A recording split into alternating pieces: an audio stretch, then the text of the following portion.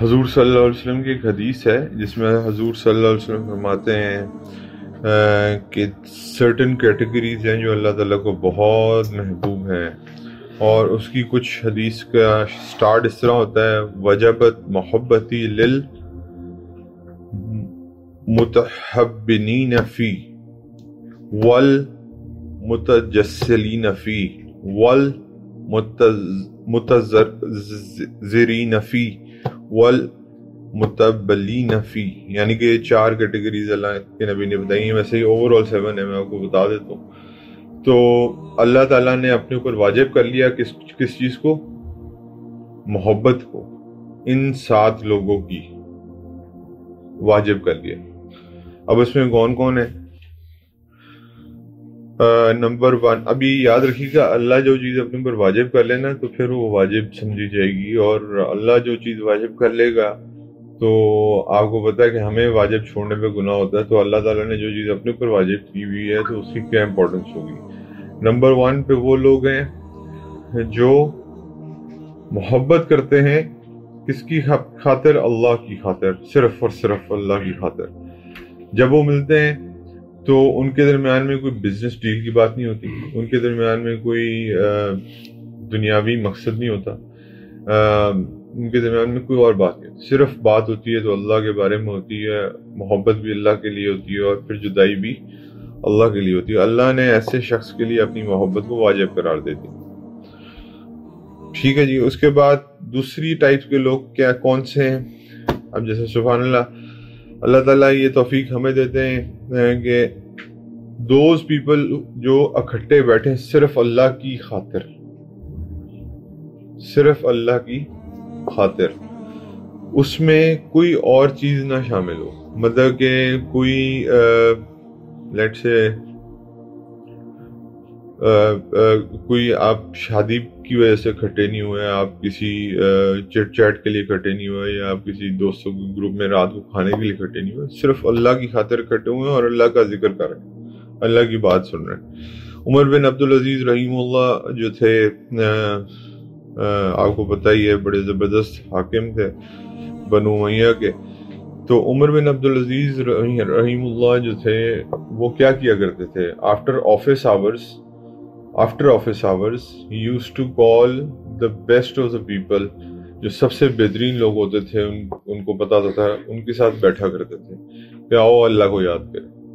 یہ حضرت عمر بن عبدالعزیز رحیم اللہ کا ایک نارمل وہ تھا، روٹین تھی. اور اس کے بعد حضرت عمر بن عبدالعزیز کی ایک اور بات میں آپ کو بتاؤں کہ اتنا تقویٰ تھا ان کے اندر. لیٹ سے جیسے ہمارے 5 بجتے ہیں تو حضرت عمر بن عبدالعزیز سرکاری تیل سے جو چراغ چلتا تھا وہ بجھا دیا کرتے تھے اور اپنا تیل ڈال کے پھر چراغ چلایا کرتے تھے. جو قلم ان کے پاس سرکاری تھا، یہ جیسے میرے پاس یہ سرکاری قلم ہے، وہ اس کو چھوڑ دیا کرتے تھے اور اپنا قلم اپنا لیا کرتے تھے. اتنا تقویٰ، ایسے حکمران تھے یہ. اور اس کے بعد جو ہے تیسرے قسم کے لوگ کون ہیں؟ وہ جو ایک دوسرے کو وزٹ کرتے ہیں صرف اللہ کی خاطر. یہ نہیں کہ مجھے فلانے سے کام پڑ گیا، حذیفہ سے کام پڑ گیا، یا مبین سے کام پڑ گیا تو میں مبین کے پاس جاؤں، 4 باتیں ادھر ادھر کی کروں، پھر اینڈ میں آ کے اپنا کام پاتا ہوں. تو میں جاؤں اللہ کی خاطر آپ سے بات کروں، آپ آئیں، آپ اللہ کی خاطر مجھ سے بات کریں. تو those who visit each other for the sake of اللہ کی محبت ان پہ واجب ہے.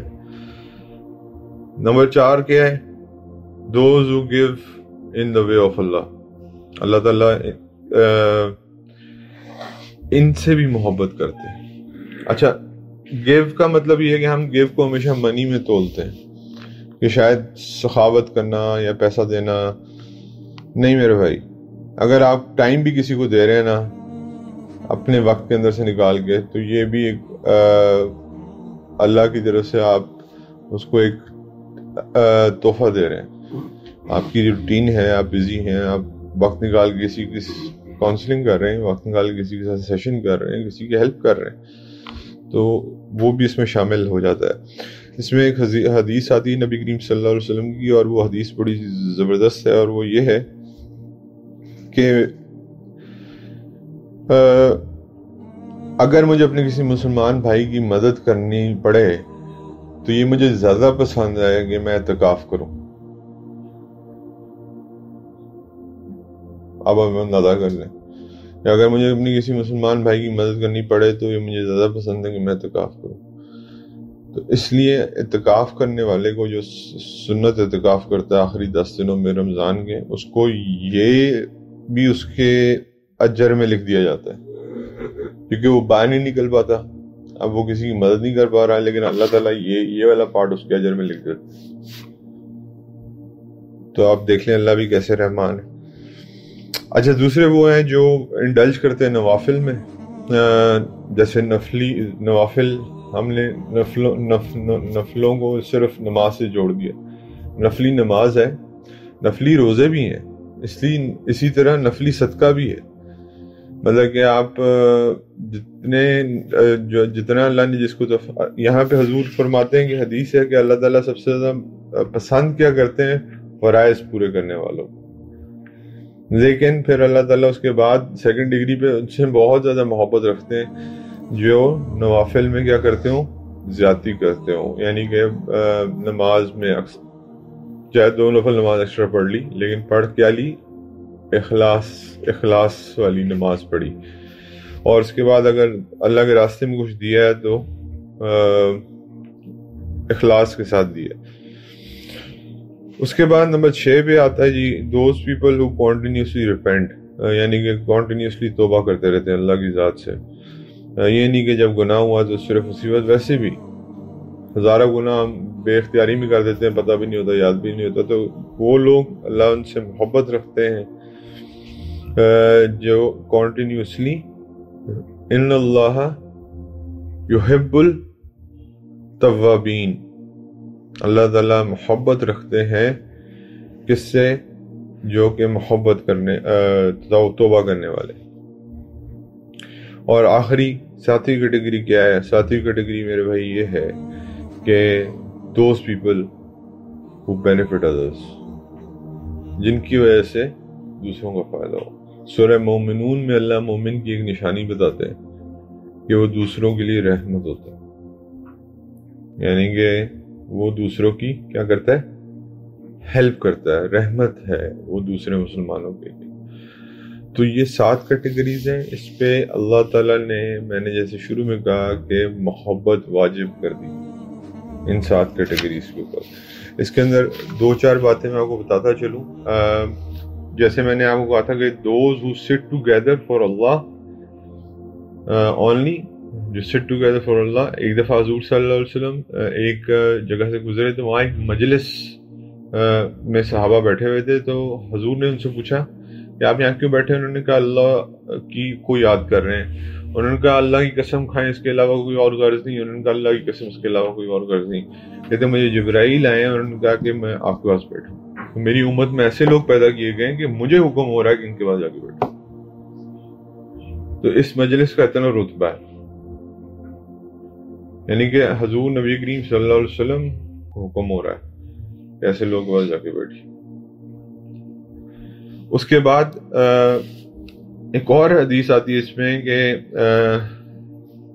اب جیسے ہم یہاں پہ 7-8 لوگ بیٹھے ہیں، انشاءاللہ اللہ کے لیے ہی بیٹھے، تو اب اللہ رب اسی طرح کوئی بھی مجلس لگی ہو اللہ تعالیٰ کی خاطر، تو اللہ تعالیٰ جب فرشتے اوپر جاتے ہیں تو اللہ تعالیٰ اس سے پوچھتے ہیں کہ کیا کر کے آئے ہو؟ اللہ کو پتہ ہے، لیکن وہ پوچھتے ہیں کہ کچھ لوگ تھے جو آپ کا ذکر کر رہے تھے۔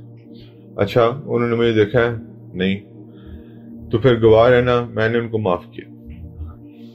اچھا، اس میں پھر فرشتے کہتے ہیں کہ ایک بندہ ایسا بھی تھا جو اس نیت سے نہیں آیا ہوا تھا، وہ کسی کام کی غرض سے نیت سے آیا ہوا تھا، وہ کسی کے انتظار میں بیٹھا ہوا تھا۔ اللہ نے کہا میں نے اس کو بھی معاف کیا اس محفل کی برکت سے۔ تو یہ اتنی بڑی بڑی اللہ تعالیٰ اس پہ وہ کیا کرتے ہیں، نوازتے ہیں، یہ اتنی بڑی وہ چیزیں ہیں۔ حضور صلی اللہ علیہ وسلم کا ارشاد ہے کہ جو لوگ اللہ کے ذکر کے لیے مجتمع ہوں اور ان کا مقصود صرف اللہ کی رضا ہو تو آسمان سے ایک فرشتہ ندا کرتا ہے کہ تم لوگ بخش دیے گئے اور تمہاری برائیاں نیکیوں میں بدل دی گئی.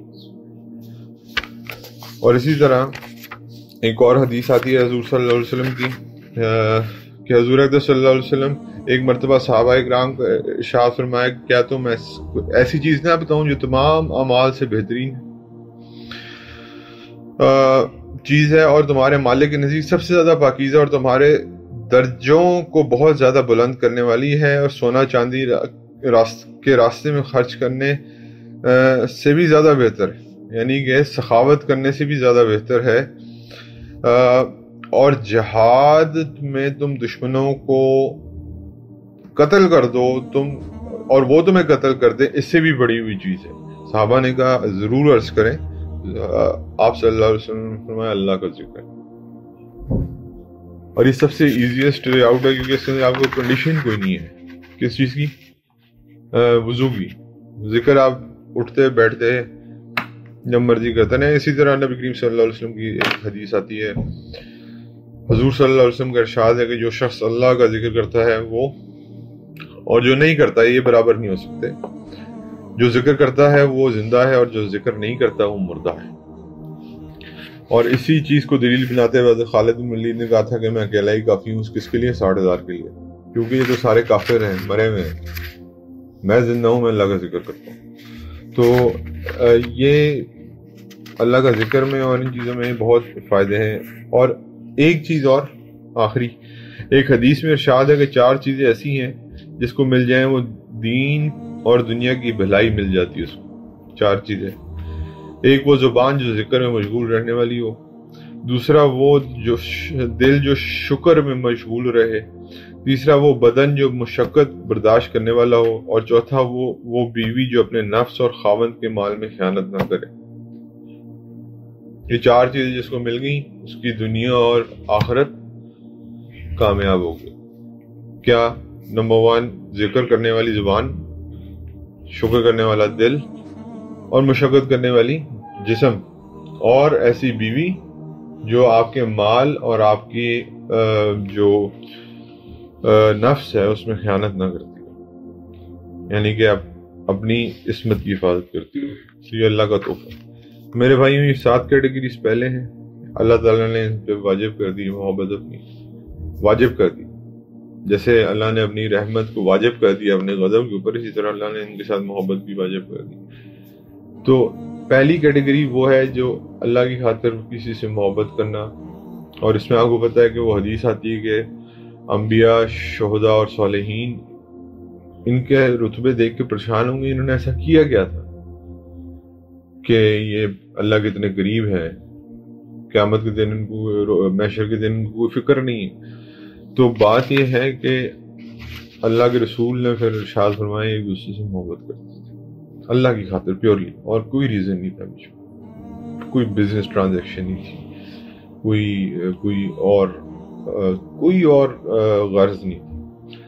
تو اپنی زندگی میں 3 سے 4 لوگ ایسے چن لیں جن سے آپ پیورلی اللہ کے لیے محبت کریں، آپ ان میں شامل ہو جائیں گے انشاءاللہ. اللہ تعالیٰ سے دعا ہے اللہ تعالیٰ ان احادیث پہ ہمیں عمل کرنے کی توفیق عطا فرمائے.